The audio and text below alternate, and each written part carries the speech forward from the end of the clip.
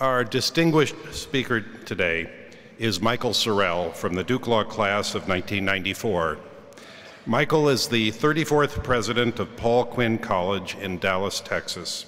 Under his leadership, the school has become one of the most innovative small colleges in America and is rapidly becoming a model for what higher education can be by focusing on academic rigor, experiential learning, and entrepreneurship. Michael received a JD and MA in public policy from Duke and an education degree from the University of Pennsylvania. At Duke Law, he was one of the founding members of the Duke Journal of Gender Law and Policy and served as the vice president of the Duke Bar Association. He was recently named one of the world's 50 greatest leaders by Fortune magazine. Michael, it's an honor, a pleasure to have you back at Duke.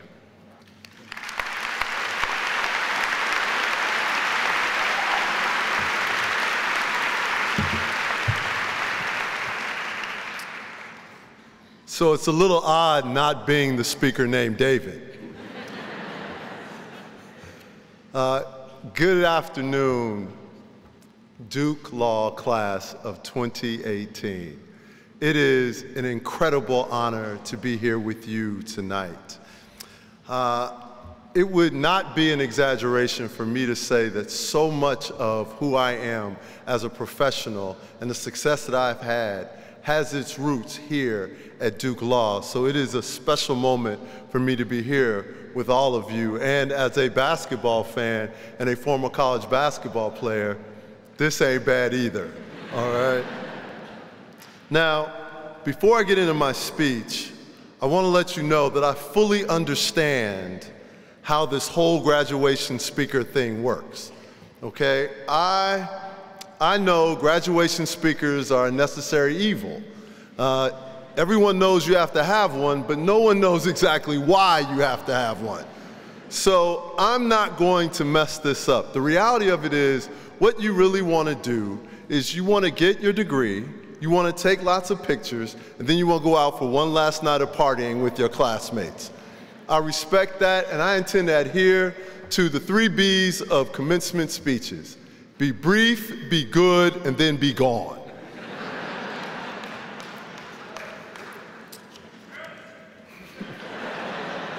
See, we've already bonded, all right?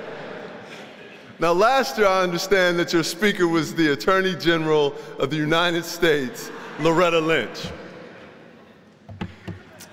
This year, you have me, all right? Someone who is far more famous for not practicing law than for actually practicing law. Somewhere in there is a statement about the way things are going in the practice of law today. All right? Given how this thing is going, next year your speaker won't even have a law degree. All right? Now, we all have the same person to thank for this statement on the state of the legal profession, and that is Dean Levy. Dean Levy, I want to thank you for the invitation to speak here. It is no small measure to stand at your alma mater and give an address. I love Duke Law. I started giving money to Duke Law when I hadn't even paid off my student loans yet. Or in fact, it was maybe the greatest con job I've ever had done to me in my life, because one of the development officers came and said, listen, we'd like for you to start giving back to Duke. I said, wait a minute. I haven't even started paying my student loans back yet. And she said, yes, but our studies have shown that the people who become the wealthiest alums are the ones who start giving even when they're paying off their student loans. I was like, sign me up, okay? Sign me up. I haven't seen her since then, and I am looking for the rest of my money, okay? I also would like to recognize my beautiful wife, Natalie, and my 2 children, Michael Augustus and Sage Louise Sinclair. They are wonderful. They are my inspirations. And anytime that we can take a family road trip, I am all okay with that. So thank you all for being here with me as well.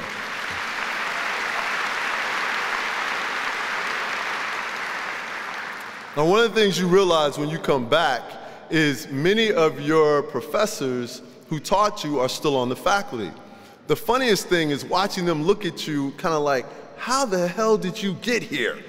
Right? Now, I can't recognize all of them, but I do want to recognize a couple of folks. First, I want to recognize Professor Jim Coleman, who let's give him a hand. So many years ago, he and I were housemates. We shared Professor Culp's home for a semester. He was doing a break from the practice of law at a big firm. I was a graduate student in public policy doing anything that I could to get myself into Duke Law, so I agreed to house sit for Professor Culp. And I also, while I mention Professor Culp, I do want to acknowledge him. Professor Culp was the first black tenured law professor at Duke Law. He was an incredible scholar, but he was more than a scholar. He was a friend, he was a mentor, he was a kind soul to those of us who needed that. He gave me some of the very best advice that I have received, and I miss him dearly. And I just think that at any occasion when we can recognize those great individuals who have walked among us and are no longer with us, that we should do so. So please join me in giving a round of applause to the late Professor Jerome Culp.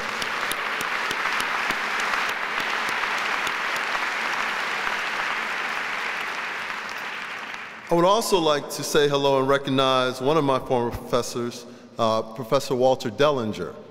Professor Dellinger was my constitutional law professor, and I will never forget the first day of class because he was the person who taught us that the demise of Jim Crow came at the hands of the Commerce Clause.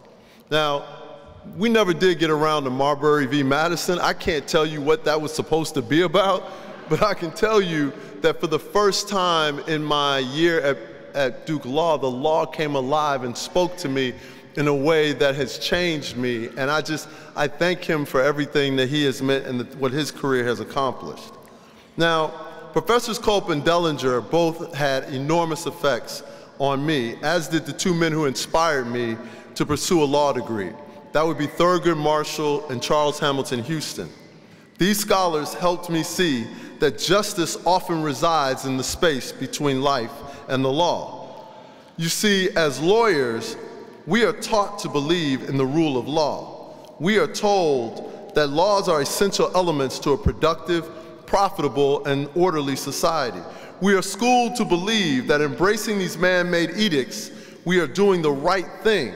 Well, what happens when the right thing turns out to be wrong? What if our laws are flawed?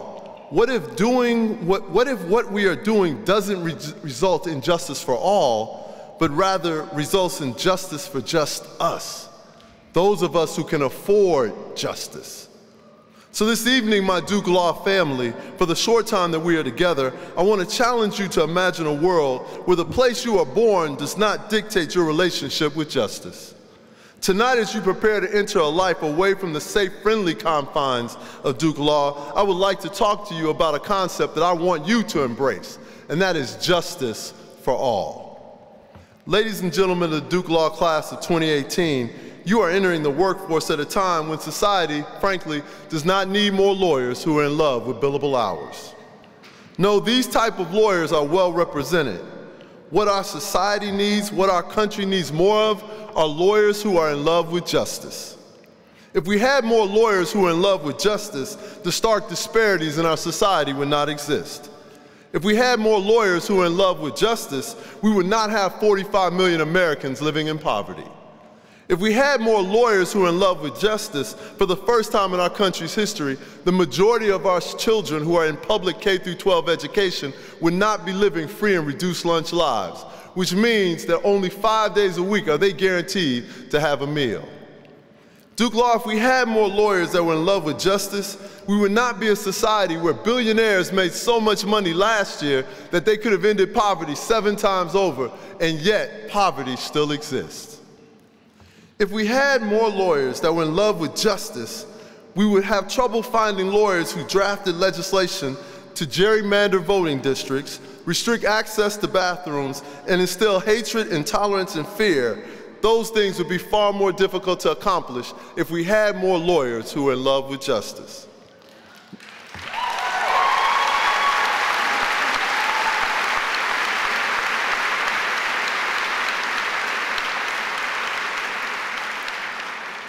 My brothers and sisters, society does not need more lawyers who have been trained in the law but behave as if they've never been introduced to justice. Instead, what this country needs, what this world needs, are more men and women who understand that the law has always been an instrument that has the capacity to repair the breaches that exist in our society. Now, you may be asking yourself, how are we supposed to do all of that? We're still trying to figure out how we're going to pay back our student loans. That's fair. That's fair. But just like the person who told me that I was going to be rich, I am telling you, we need you to figure this out now. So I'm going to tell you how you can accomplish this. You demonstrate your love for justice by engaging in the issues of the day. For some of you, those issues will be domestic violence. For others, it will be homelessness or prison reform. For others still, your quest for justice will lead you outside of the practice of law. That is what happened to me. You see, I did not expect to find my voice and my passion leading a small, failing, historically black college in Dallas. I did not plan for my love of justice to manifest itself through a fight to eradicate poverty. In full disclosure, when I was sitting in your seat 24 years ago, and by the way, shout out to the class of 1994, next year is our 25th year anniversary or reunion, it goes by quickly, just like your hair. Because I had hair when I sat in your seat too, okay? While I did expect my life to have a public service component, I fully planned for that public service component to be as a big city mayor and then a United States senator, not as a small college president. However, it was my courtship with justice that led me to Paul Quinn College, and it was there for the first time in my life I was exposed to poverty on a daily basis, and that daily exposure to poverty changed my life. Witnessing the choices that people make when they are forced to live lives of scarcity changed me. Leading an institution where 85% of our students are on Pell Grants, 70% of our students get zero expected family contributions, and many of them cannot afford to do the simple things in life simply, such as purchase books, buy eyeglasses, or find the medicine that you need, witnessing all of that changed me. The love of justice and the hatred of poverty is why you terminate your football field and transform your football field into an organic farm so that you can fight food deserts. That's what we're doing at Paul Quinn College.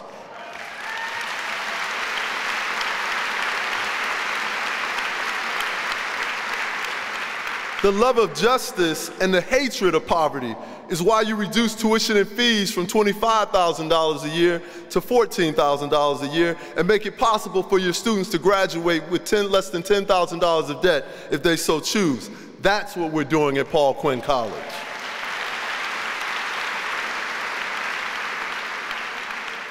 The love of justice and the hatred of poverty is why you provide jobs for all of your students who are residential students and bring their lives into the classroom as a source of their education and a pedagogical model called reality-based education, because that's what we're doing at Paul Quinn College. Class of 2018, your path to loving justice won't be the same as mine. It shouldn't be. Your path should be personal. Therefore, while I cannot tell you what your path will be, as I prepare to take my seat, I do want to leave you with a gift that may help you find your way. Let's call it my 7 hopes for your future. My soon-to-be fellow alums, I hope that you will live a life of leadership. I hope that when you lead, you will lead from wherever you are. I hope that I can turn the page. I hope that when you lead, you will do so with humility, because the last thing we need are leaders who think it's about them when it's really about all of us. I hope that when you will lead with courage and strength, because you will sometimes find yourself on the outside looking in, and you have to know when you are right and the tyranny of the majority is wrong. And if you ever doubt that, just remember that there was a time where slavery was the law of the land, and that no longer is, because people stood up and fought against that which was wrong. I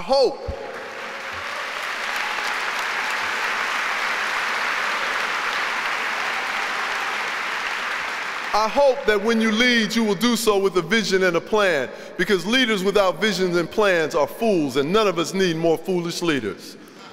I hope that when you lead, you will leave places better than you found them, because that is the mark of a great leader.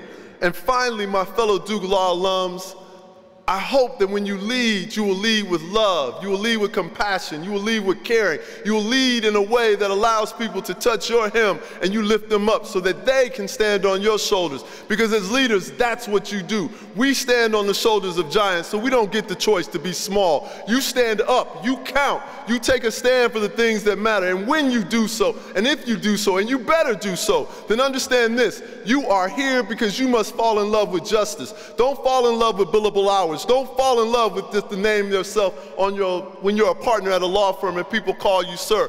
Fall in love with the issues of the day. We need you. We need you to be great. We need you to be the truest version of yourself. We need you to be something other than people who talk and don't do. We need leaders who do. We need leaders who stand up. So Duke Law Class of 2018, I challenge you, stand up, get up, don't be small, be tall. And when you do, remember, we are coming behind you because we support you, we love you, but more than anything else, we need you. Thank you and best wishes for the rest of your lives.